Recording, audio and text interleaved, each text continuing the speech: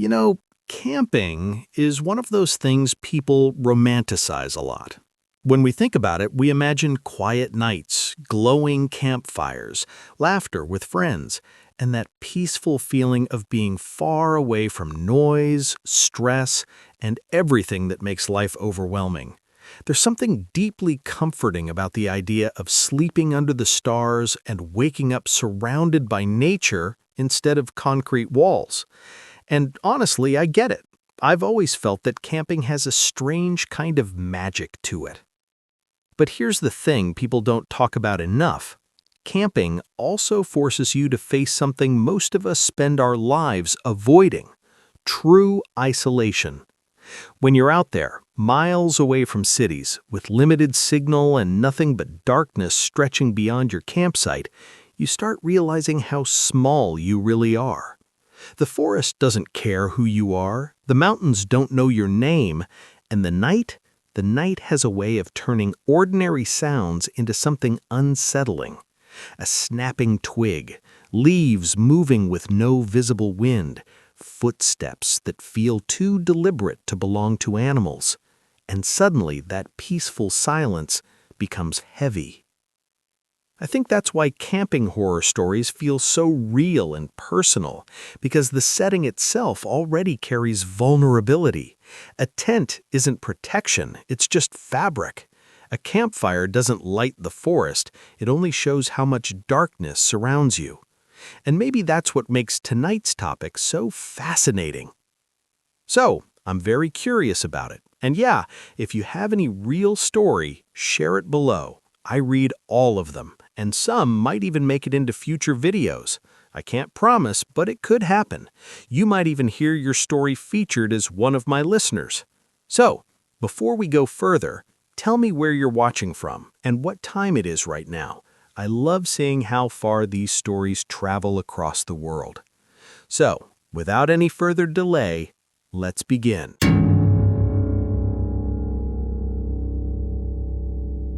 I think it was around 6:40 when I pulled in, maybe a little after.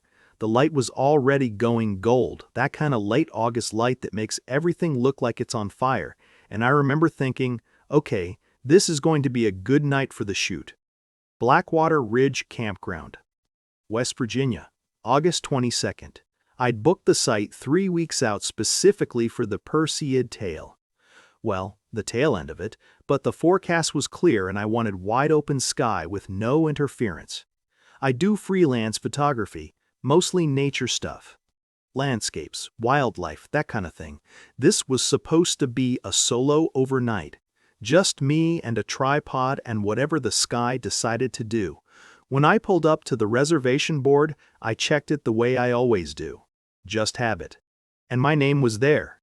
Ethan Cole, Site 7. That was it. One name. The whole board. I remember thinking that was actually ideal. No one yelling across sites at midnight, no generators, no kids. The ranger station had a sign on the door. Closed for maintenance through the 24th, which was fine. I didn't need anything. I set up camp, got my gear sorted, ate. The field was empty. All of it. Just grass and the tree line and the fire road cutting through the middle. I pointed my camera at the open field to catch the time-lapse. I always run one when I'm shooting meteors, just in case something interesting happens in the foreground. Set it up around 8:30, maybe 9. Then, I went to shoot the sky from the ridge trail. I came back around 1 in the morning. Poured some water, didn't really look at the field. I was tired. I got into the tent and that was that. The thing that woke me up? I don't know exactly what it was. Not a sound exactly, more like a feeling. That thing where a room suddenly feels different than it did when you closed your eyes. I checked my phone. 2:13 a.m. I unzipped my tent and looked out. And the field wasn't empty anymore. I don't know how else to say it. There were tents. 12 of them, I counted later. Set up in 2 rows of 6, perfectly spaced. Like someone had measured. Fire pits between them, with folding chairs arranged around each pit facing inward. Coolers next to each site. A lantern hung on each post. No lights on. No voices. Nothing moving. I stood there for probably 2 full minutes just looking, trying to hear an engine, a door, footsteps on gravel. Anything. There was nothing. It was completely still.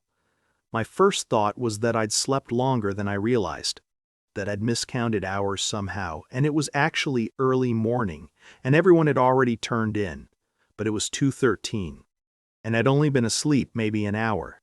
My second thought was that there had to be a second entrance, a service road or something I didn't know about, because the only way in I knew of was the gravel entrance I'd driven through, and I hadn't heard a single car. I went back inside, told myself there was a reasonable explanation, pulled my sleeping bag up and tried to go back to sleep. I didn't sleep. Around 5:30, I got up. The sky was barely starting to lighten, and I walked out into the field because I wanted to see the entrance road. I wanted to see tire tracks. There weren't any. The gravel was undisturbed. The dew on it was sitting exactly the way dew sits on something that hasn't been touched. I walked between the tents, looking down at the grass, no footprints, none. The dew on the tent roofs was sitting there, perfect, like the fabric had just appeared. I crouched down next to one of the fire pits and held my hand over it. Warm. There were ashes in there that were still warm. That there was no smell. No smoke smell at all. I don't know how that's possible. Ash smells. It always smells. I checked the coolers. Ice inside. Not melted. Not even close. I went back to my tent and picked up my camera, and that's when I noticed the battery was completely dead. Drained. I'd charged it the day before, full battery, and I hadn't shot enough footage to account for that, not even close. I pulled out my phone and found the time-lapse file. Opened it up. It played fine from the start. The empty field, the light dropping, a couple of moths in the frame. Normal stuff. And then it skipped. 1017 a.m. and then just 4:52 a.m. 3.5 hours. Gone. Not black, not static, just a cut, like the file forgot that time existed. I stood there a while, just standing. Then I went back through my phone, looking at the regular photos from the night before. My sunset shots, some test frames, and I found one from around 9 in the evening. I'd taken it to check my exposure, the field in the background mostly, and there were tents in it. I looked at that photo for a long time. I remember that field being empty when I took that photo. I remember it specifically because I'd thought about how nice it was to have the space to myself. But there they are, in the background, all 12. I zoomed in. There were shapes between the tents, hard to make out, blurry, but they were turned toward the camera. I put my phone down. I don't know how long I sat there. Eventually, I made myself get up and walk over to the nearest tent. The zipper was tied shut from the outside with a knot I didn't recognize. Not a bow, not a square knot. Something looped in on itself in a way I couldn't figure out just by looking. I undid it and opened the tent. 2 sleeping bags, laid out flat and neat. Pillow at each end. Gear packed along the sides. Same brand, all of it. Same tent brand, same bag brand, same small camp stove model. I went to the next tent. Identical setup, same gear, same arrangement. Every single tent was the same. I found a campground map pinned to a tree near the road. I had not seen that map before. It listed every site. Every single site was marked OCCUPID in red ink, handwritten. And in the middle of the map, Site 7, my site was circled. I tried to start my car. It didn't start. Battery felt fine when I turned the key, but nothing happened. I tried calling out. Signal showed bars, but the calls didn't connect. I tried texts. They showed as sent, but I got no response from anyone. And then, I heard a zipper. Not one. Multiple. From different directions. Like a sound ricocheting between the tents. I turned around and watched the nearest tent start to open, then the one beside it, then the one across from it, in sequence, one at a time. Just the zipper moving from the outside. I looked inside the nearest one as it opened. It was dark inside in a way that didn't make sense for early morning. Just dark. Not like shadow. Something else. I heard something moving inside my own tent. I walked toward it and stopped. And I saw, between two of the tent rows, someone standing. Just standing there. About my height. Same jacket. I couldn't see their face clearly. They weren't moving. All the tent flaps snapped shut at the same time. I don't remember deciding to run, I just was running. Toward the entrance road, and I ended up back in the field. I don't know how. I ran in a straight line, and I ended up back where I started. I stopped. Turned around again. All 12 tents were facing me. The zippers started opening. Not in sequence this time. All at once, and they came out. I don't know how to say this. 12 of them. Same height, same build, same jacket, moving without making any sound at all, arranging themselves in a circle around me. One of them stopped and just looked at me. I went through them. I don't know why that worked, or if it even did. I just moved. I woke up at my car. 6:38 p.m. Evening light. The field was empty. Completely empty. I sat up and the reservation board was right there. I walked to it. 12 names. One of them was mine. The date at the top said August 23rd, 2025. I picked up my camera. Full battery. The time-lapse file was intact. No gap. Full night's footage. I watched it. It shows me pulling in at midnight. I'm not alone. There are 11 other cars behind mine. All of us get out. We set up camp together. 12 of us. I don't remember any of it. The last frame of the footage freezes at 2:13 a.m. 12 tents in the field. Perfectly spaced. One of them is empty. I've watched that clip probably 80 times trying to find something in it that makes sense. Trying to recognize myself in it. The person driving the car looks like me. Moves like me. But the way it carries itself. Something is wrong in a way I can't explain. I didn't go back to the tent to get my gear. I drove home with what was in my car. I haven't opened that time-lapse file since March. It's still on the card. I've thought about deleting it a lot. I haven't. I don't know what happened at Blackwater Ridge.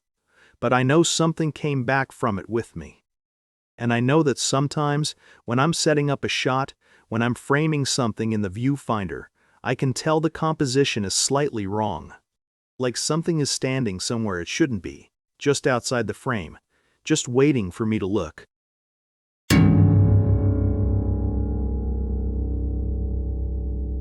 It was 11:47 p.m.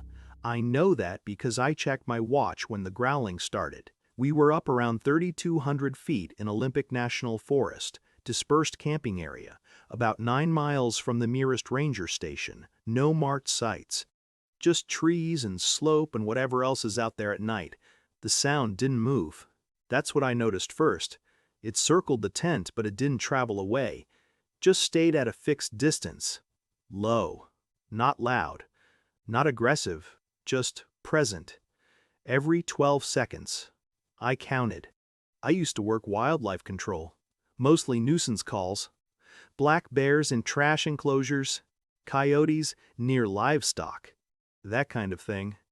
I'm 34 now. I've heard pretty much every common animal in the Pacific Northwest at night. This wasn't one. It mattered because Tyler brought his truck. Aaron handled permits. Melissa didn't really want to come, if I'm being honest. I convinced her it would be fine. If something happened, that's on me. The growl repeated. 12 seconds. Exactly. Then, something scraped across the lid of our cooler outside. A slow drag. Like a claw testing plastic. It stopped mid-scrape. Just cut off. I held still in my sleeping bag. Listened. Leaves started crunching. 2 steps. Pause. 2 steps.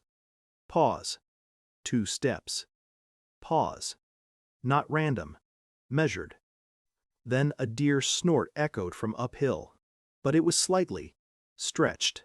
Like the recording lagged half a second behind itself, an owl hooted, and then the exact same hoot happened again. Same pitch, same length, no variation. Animals don't do that.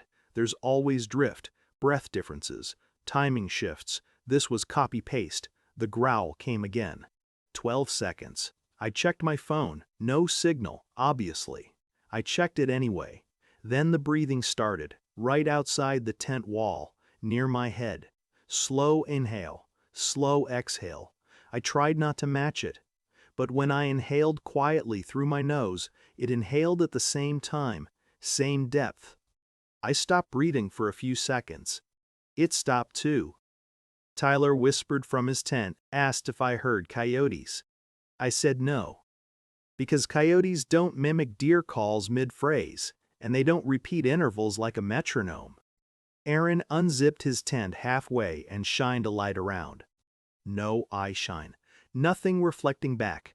The sounds stopped immediately. Total silence. He zipped it closed. The growl resumed. 12 seconds. In the morning, there were no paw prints, no scat, no disturbed soil, nothing around the cooler. The lid had a shallow scratch across it, maybe 3 inches long. Could have been from before, I don't know. Every time one of us stepped outside during the night, the sounds stopped. Every time we went back in, they resumed within 30 seconds. Melissa recorded audio on her phone around 1000 AM. She said if it kept up, she wanted proof we weren't imagining it. When we looked at the waveform later, it showed identical peaks, repeating patterns. Like someone had looped segments. That bothered me more than the noise itself. At dawn, I walked the perimeter. The forest was too still. No birds, no insects. Even the usual early morning rustle was missing. Aaron found an old metal trail marker nailed to a tree about 50 yards out. It was upside down. Probably vandalism. That happens. Still. Tyler mentioned reading something online about hikers hearing looping wildlife in this area. I told him not to read random forums before trips. But I remembered a 2017 missing persons report from around here. A solo hiker. Last known location wasn't far from this elevation. That might not mean anything. I found claw marks on a tree about 15 yards from camp. Evenly spaced. Parallel. Too clean. They formed part of a curve. I followed the marks around. They made a partial circle around our campsite. Not complete. One section open. I didn't say anything right away. That night, Melissa replayed her recording at higher volume. Under the animal sounds, there was whispering. Faint. Layered. It sounded like our conversation from earlier around the fire. Tyler complaining about work. Aaron talking about his promotion. My voice, too. Except there was a section where I was clearly speaking, and I'd been asleep at that time. I checked the timestamp twice. The breathing sound got faster when I leaned closer to the phone speaker. Tyler pointed out fresh scratch marks inside his tent wall. From the inside, not torn fabric, just shallow indentations. That's when it clicked for me. The sounds weren't imitating animals. They were practicing. Night fell quicker than it should have, or maybe we were just on edge. By 8:30 it looked closer to 10. The sounds started from all directions at once. Deer calls, owl hoots, growls, all layered, perfectly spaced. Then Aaron's voice called from deeper in the woods, clear as day. Grant, come here a second. Aaron was sitting next to me when it happened. He looked at me like he hadn't meant to speak. Then another Aaron voice answered from behind us, slightly flatter. Tyler stood up before I could say anything. He started walking toward the trees. I told him to stop. He didn't. Something large moved between the trunks ahead of him.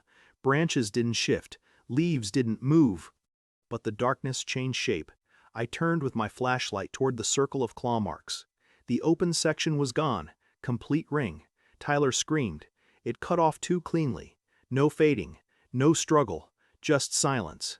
I saw him standing at the tree line a few seconds later. Upright. Still. I called his name. He repeated something I'd said earlier that day, about checking the ridge before sunset. Same tone I used. Flat.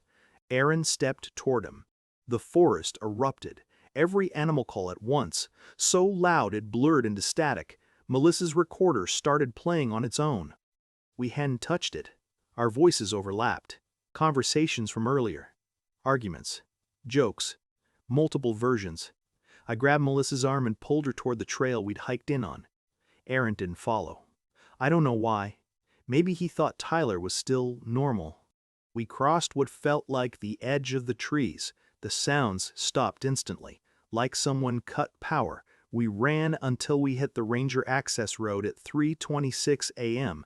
I remember because the station clock was visible through the glass when we reached it. Rangers went out at first light.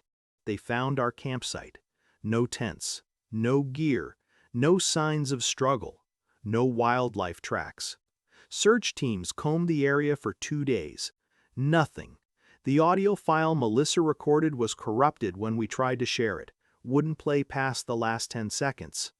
In those 10 seconds, there are 4 breathing patterns. Slow. In sync. Melissa and I counted. There should have been 2. I listened to it alone a week later. With headphones. One of the breathing patterns matches mine exactly. Same inhale length, same slight pause before exhale. But it starts half a second before I do. I don't camp anymore. I transferred out of field work, took a desk position reviewing reports. I don't trust what I hear the way I used to. Sometimes at night, if it's quiet enough in my apartment, I'll hear a low sound outside. Not loud. Every 12 seconds.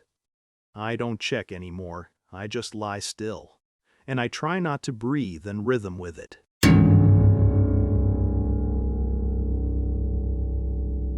I think it was around 2:17, maybe a little after. I was sitting in the tent on my sleeping pad, still half in my jacket from earlier.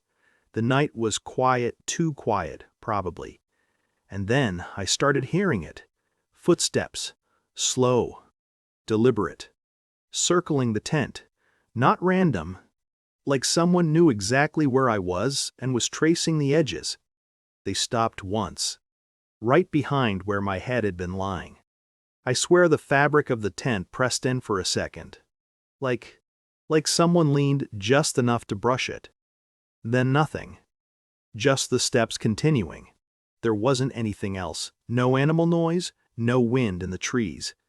Nothing that made sense. I didn't move at first. I remember staring at the mesh roof, thinking if I shift even a little, it'll squeak and they'll know I'm awake. Which is dumb. I mean, obviously they'd know. Then the circling stopped again. On the side with the zipper. I think the handle shifted a tiny bit. I didn't touch it. I didn't hear it pull. Just moved. I'm Daniel Harper. 30. That weekend, October 12, 2024. Blackridge State Forest, Site 27. I was camping with Maya, my girlfriend, and Ethan, a friend from work. We picked a pretty remote site, low occupancy. Not that it mattered at this hour. No cell service, ranger station closed. Earlier that evening, everything had felt normal. Campfire, beers, arguing over who forgot the marshmallows. I didn't mention it to anyone yet. I didn't want to wake them. The next night, same thing. 2:17 exactly. Footsteps. Circling the tent. Same pace, same pattern. No shadows, no flashlight. Maya didn't hear a thing. Ethan, trying to shrug it off, said probably a raccoon or a deer. I checked the ground outside the tent, dry leaves. No crunch, nothing. My phone flickered to no service, then back. Tent stakes felt looser in the morning. No footprints. During the day, I walked the perimeter. There was this faint, circular depression all around where we'd pitched the tent. I asked the ranger about it. He mentioned an old campsite that had been closed after incidents years ago. The campground map? Site 27 wasn't even on it. Ethan found a half-buried fire ring. Maya discovered shredded bits of our tent in the brush. Another camper left abruptly before dusk. And every night the circling started at exactly 2:17, like it was on a timer, like someone or something knew exactly when to start. I set my phone to record overnight. The next morning, playback, yeah. Footsteps. Clear. Only 2 sets at first, then there was a third, closer to the tent. Faint dragging near the zipper. GPS app logged movement at 2118 a.m. The phone had been inside. Ethan's shoes were slightly damp in the morning, though he hadn't left the tent. The depression outside was deeper, and then it clicked. Maybe the circling wasn't just outside, like it was containing us somehow. By the fourth night, the footsteps started before 217. Faster. The circle tighter. The tent fabric pressed in sharply on one side. Maya finally heard it. She panicked a little. Ethan went outside with the flashlight. Nothing. Except the beam caught something reflective at the tree line. The zipper slowly began moving downward. Still no animal sounds. No breathing. We tried to leave. The truck wouldn't start. Dead battery. Isolation became real in a way I hadn't thought about before. Then one night it stopped. Total silence. Heavy pressure on the tent roof, like someone leaning down. Zipper halfway unzipped. Ethan rushed out swinging the flashlight. I could hear footsteps circling faster around him now. Maya screamed from behind me. I just grabbed her, dove out. Flashlight beam caught a human-shaped silhouette between the trees. Truck started after a few tries. We left without packing up. Weeks later, the rangers said Site 27 never existed. Maps online skipped from 26 to 28. Audio recordings corrupted except the timestamp, 2017 a.m. Sleep app showed movement in a perfect circle. GPS coordinates, our home. Security camera footage at 2:17 a.m., a shadow crossing our backyard. Pattern continued nightly, something still measuring the distance around us. And I still check, sometimes, just to see.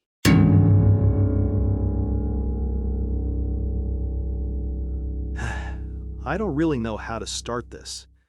I've been sitting here for like 20 minutes just staring at the record button, trying to figure out what version of this I'm comfortable saying out loud.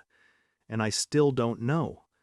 But I haven't slept properly in, I want to say 11 days, maybe 12. I stopped counting around day 8 because counting made it worse. My name's Alex Rains. I'm 26. I work a pretty normal job doing logistics coordination for a mid-sized packaging company out of Portland, Maine. Nothing interesting. Spreadsheets, emails, phone calls. I hike on weekends. I've been doing it since college. Nothing extreme, no technical climbing or anything like that. I just like maps. I know that sounds strange, but there's something about a topographic map that makes me feel like the world is comprehensible. Like you can look at a piece of paper and understand exactly where you stand in relation to everything else. That's important. I want you to remember that about me, because I think it's part of why I can't let this go. This happened on June 3rd of this year. I went into Pine Hollow Forest with 2 of my closest friends, Jordan Myers, who I've known since we were 19, and Lila Chen, who was finishing up her geology degree and was honestly more qualified to be in the woods than either of us. The plan was simple. I'd gotten a newly printed topographic map of a section of Pine Hollow that I hadn't covered before, and I wanted to field test it. Cross-reference it with GPS, check accuracy, log anything that seemed off. Nerdy hobby. Harmless. We got to the clearing around 4:50 in the afternoon. It had been drizzling most of the drive up, and the sky was that flat gray that makes everything feel a little muted. The clearing was exactly where the map said it would be. Which was already a little strange, actually, because the map labeled it as unused. Just that word. No coordinates, no trail designation, no historical marker. Just unused. I figured it was a print error. Or maybe an older surveying term I wasn't familiar with. I made a note of it and we set up our tents. The first thing I noticed was the quiet. And I don't mean quiet like peaceful.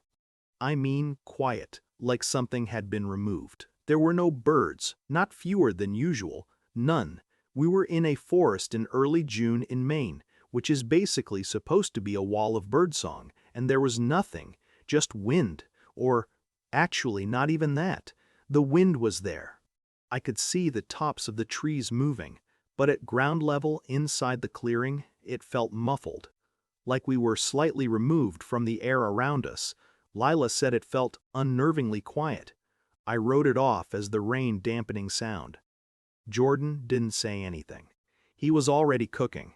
We ate around 6. By then, the drizzle had mostly stopped, and it was getting dark faster than I'd expected. That happened gradually, or I thought it did. But at some point, I looked up and realized I could barely see the far edge of the clearing, and I hadn't noticed the light going. That's when I saw the picnic table. It was just sitting there, maybe 30 feet from where we'd pitched the tents, in the center of the clearing. Weathered wood, nothing dramatic about it. But I had looked at that clearing 4 times while setting up camp, and there had been no picnic table. I was certain of it. I went back to the map, and the map showed nothing there either. No symbol for a rest area, no marker of any kind. I told Jordan. He shrugged and said someone must have left it.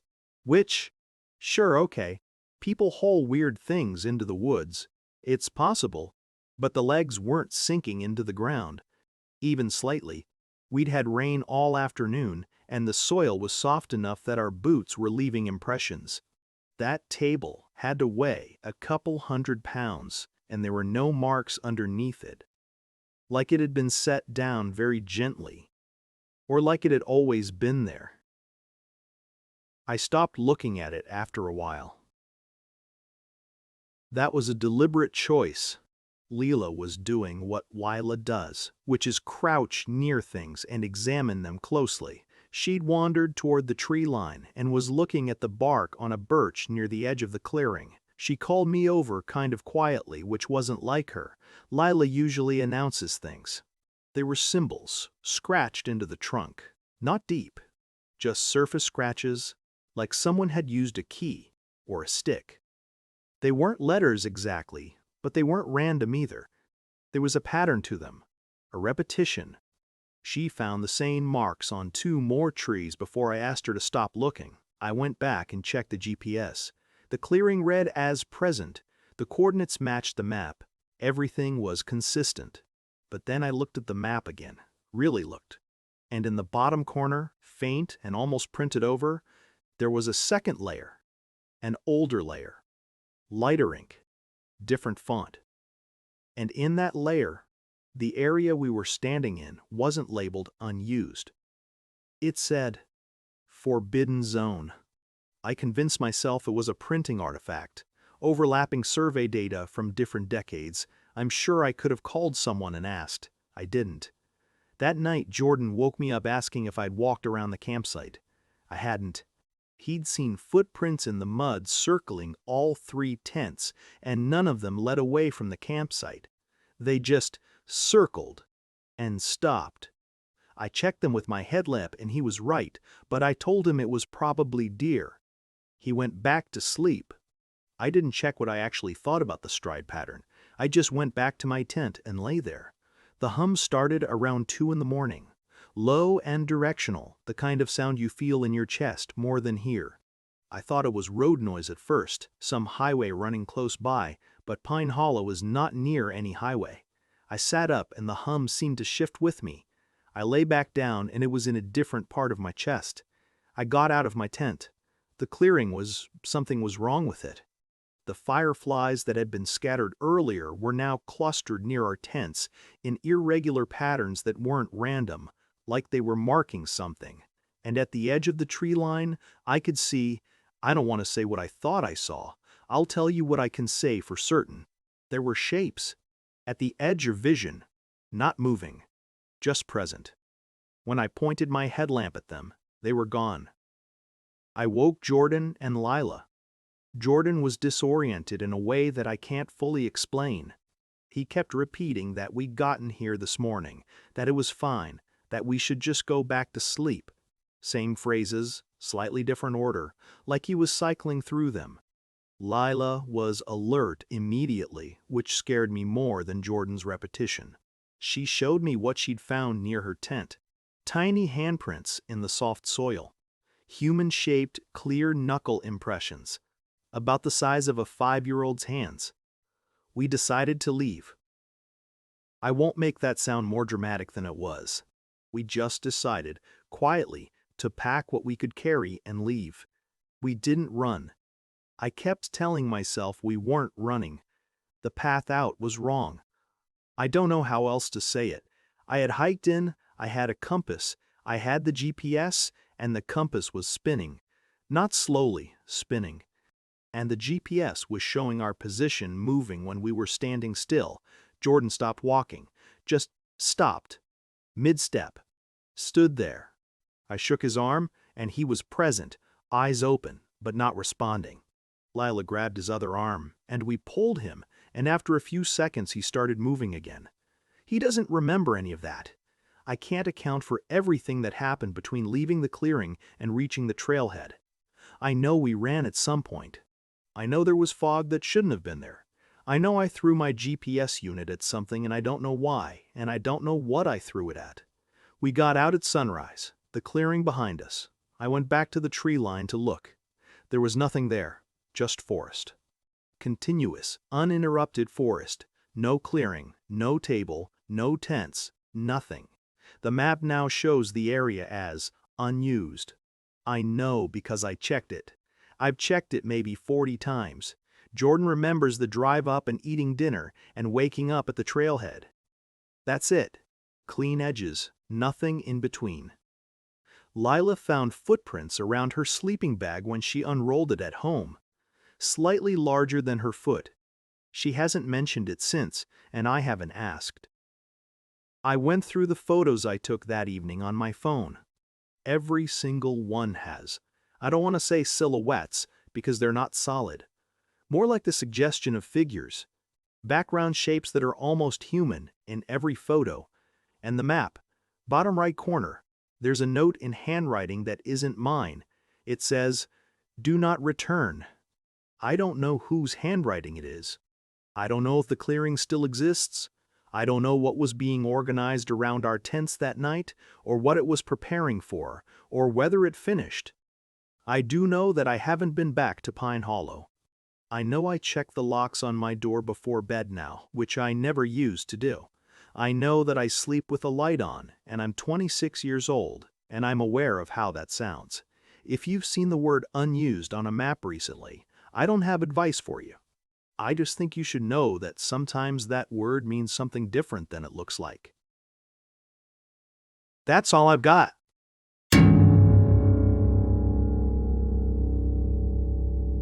Okay, so I've been putting this off for about 3 weeks now. I kept opening a draft, typing a few sentences, and then just closing the laptop. Going to make tea. Finding something else to do. Which is not like me, honestly. I've been posting videos for 4 years. I've talked about solo hikes in rainstorms, a night I got turned around in the Cascades, the time a black bear walked through my campsite at 6 in the morning. None of those took me 3 weeks to start. My name's Mia. Mia Calder. I'm 28. I live outside Portland, Oregon, and I make hiking and nature content for a living. Wildlife recording, mostly. I go out with a decent audio setup and try to capture soundscapes that people don't usually get to hear. Dawn choruses, creek sounds, the way a forest sounds at 2 in the morning when everything is moving but quiet about it. It's a niche thing, I know, but it's mine and I'm good at it. I'm telling this now because Leo is still missing. It's been 23 days. And I've talked to the police, I've talked to the ranger station, I've filed reports, and I've done everything you're supposed to do.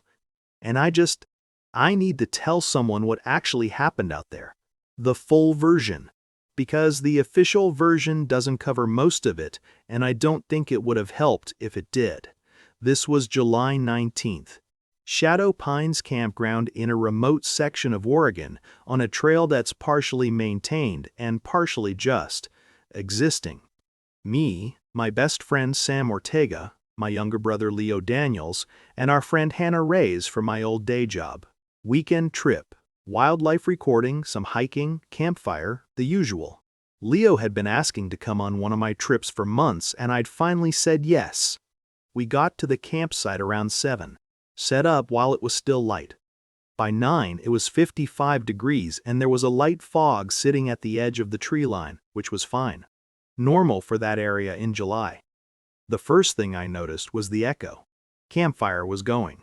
Sam said something, I can't even remember what, something about the hot dogs, and the words came back. Not immediately, maybe 2 or 3 seconds later.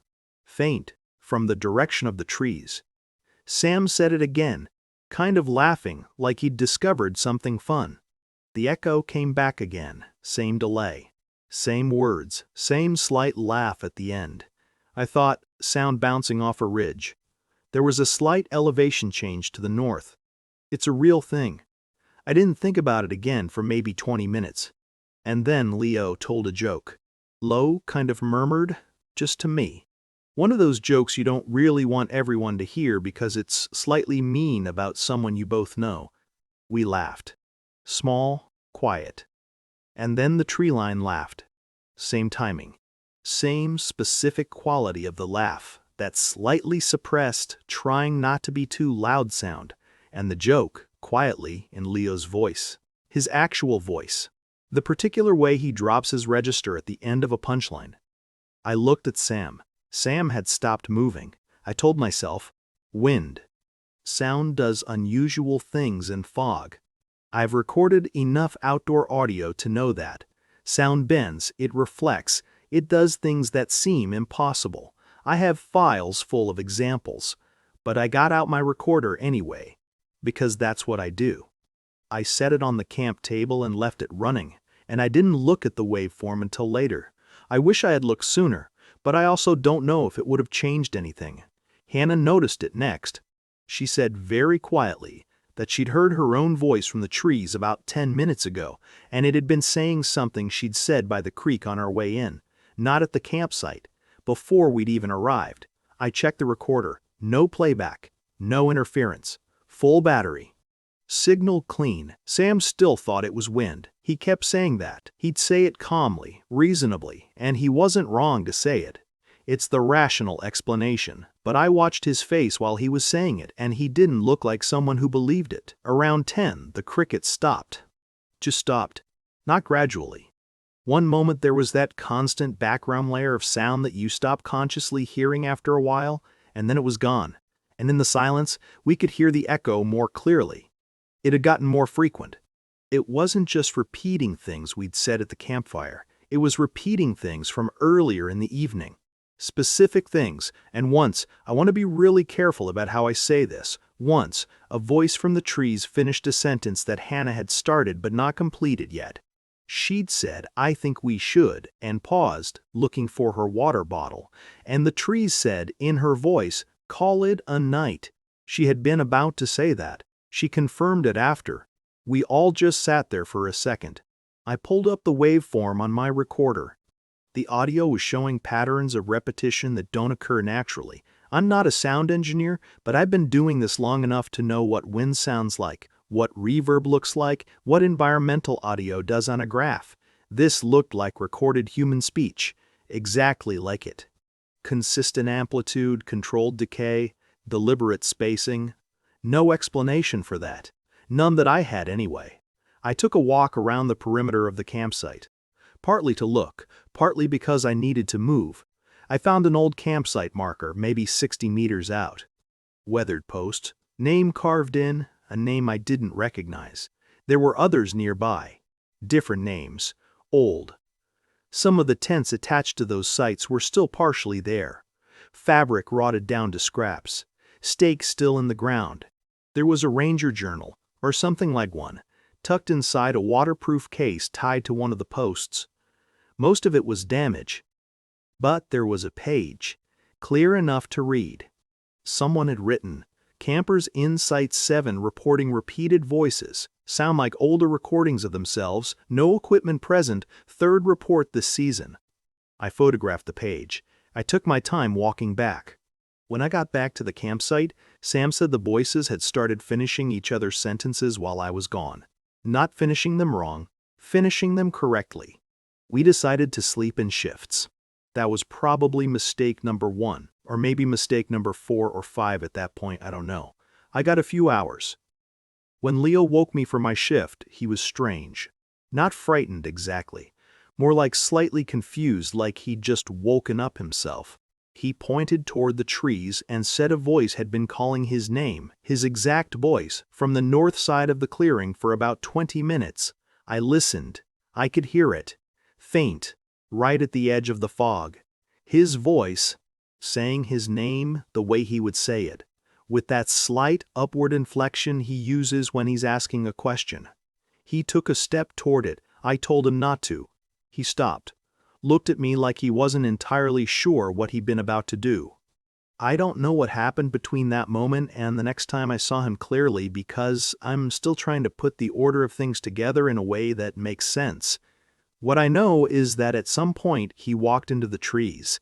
I know that because Hannah saw him go, and Hannah described it as him just following the sound, like he wasn't making a decision about it, like he was already gone before his feet started moving. She screamed for him. The trees screamed back. Her voice, her pitch, her specific fear. And then the echo of it layered and then another layer beneath that. We ran. I don't remember the run very well. I remember that the fog was wrong, too directional, like it was guiding us somewhere. And I remember that I could hear footsteps that matched ours exactly, and at some point I realized I had a small mirror in my pocket, one of those emergency signaling mirrors, and I held it up. The reflection wasn't moving the way I was moving, just slightly off, by maybe half a second. I put the mirror face down and I didn't look at it again.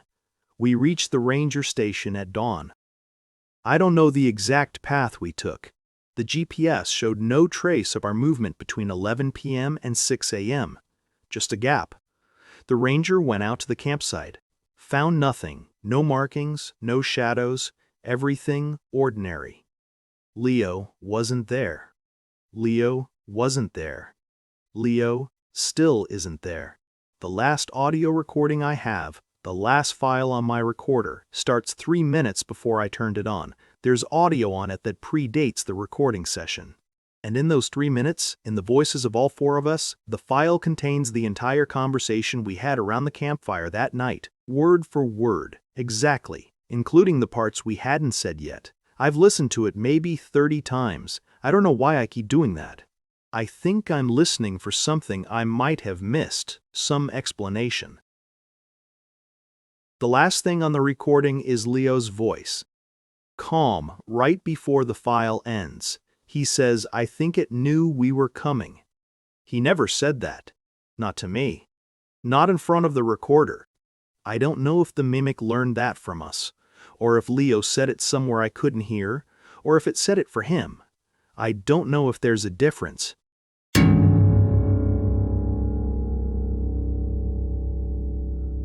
You listened till the end because somewhere this story connected with you.